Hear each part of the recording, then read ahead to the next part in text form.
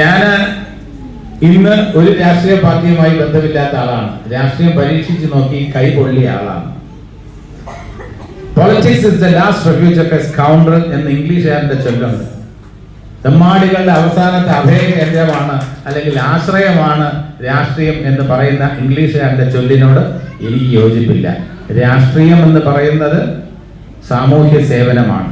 അത് ചെയ്യാനുള്ള മനസ്സുണ്ടാവുക എന്ന് പറയുന്നത് വലിയ കാര്യമാണ്.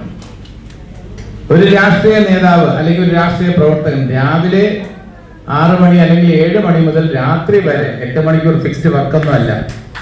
നിങ്ങളുടെ ആവശ്യം എന്തായിരുന്നാലും കുടിവെള്ളമില്ലെങ്കിൽ, ബാങ്കിന്റെ ലോൺ തിരിച്ചടയ്ക്കാൻ കഴിയുന്നില്ലെങ്കിൽ, സാമ്പത്തികമായി ബുദ്ധിമുട്ട് അനുഭവിക്കുന്നുണ്ടെങ്കിൽ ചെന്ന് പറയുക നിങ്ങളുടെ വാർഡ് കൗൺസിലറോടായിരിക്കും.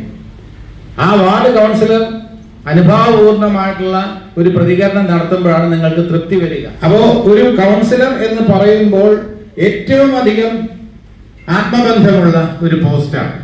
കാരണം അധികാര വികേന്ദ്രീകരണം എന്ന് പറയുമ്പോൾ ഏറ്റവും അടുത്ത ബന്ധം ഒരുപക്ഷെ MLA-ക്കാളും ഒരു കൗൺസിലറുമായിട്ടായിരിക്കും, പഞ്ചായത്ത് മെമ്പറായിട്ടായിരിക്കും. നമ്മൾ കലയോട് കൂടുതൽ അടുക്കുമ്പോൾ കലാപങ്ങളിൽ നിന്നും അകലും.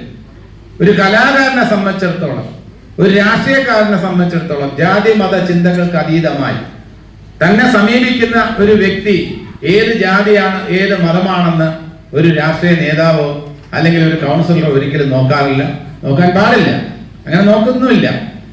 അവൻ ഒരു കലാകാരൻ കൂടിയുള്ള അവനൊരു കലാകാരൻ കൂടി ആവുമ്പോൾ അല്ലെങ്കിൽ കലാഹൃദയമുള്ള ഒരാൾ കൂടി ആവുമ്പോൾ നിങ്ങളുടെ മനസ്സ് വായിച്ചെടുക്കാൻ കൂടുതൽ കഴിവുണ്ടാകും എന്നാണ് ഞാൻ വിശ്വസിക്കുന്നത്. രാഷ്ട്രീയ നേതാക്കൾക്കോ അല്ലെങ്കിൽ രാഷ്ട്രീയ പ്രവർത്തകർക്കോ നിങ്ങളുടെ മനസ്സ് വായിച്ചെടുക്കാൻ കഴിവില്ല എന്ന് ഞാൻ പറയില്ല. പക്ഷെ ഒരു പടി കൂടുതൽ ഒരു കലാകാരന് കൂടുതൽ നിങ്ങളുടെ മനസ്സ് വായിച്ചെടുക്കാൻ കഴിയും.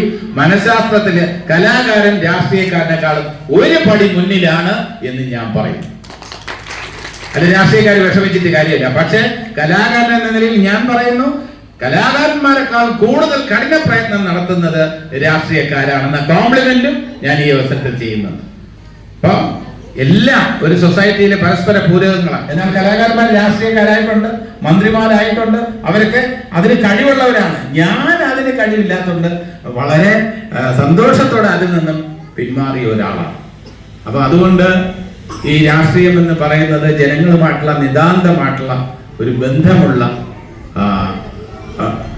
കൂട്ടം ആൾക്കാരാണ് രാഷ്ട്രീയക്കാരെന്ന്. ഞാൻ ഇന്നും നല്ല റോളുകൾ ചെയ്യുന്നതിനുള്ള ആ ആഗ്രഹം എനിക്ക് ഇന്നും അവസാനിച്ചിട്ടില്ല. ഇന്നും കൊതിയാണ് എനിക്ക് കൂടുതൽ വ്യത്യസ്ത പുലർത്തുന്ന വേഷങ്ങൾ കൈകാര്യം ചെയ്യാൻ.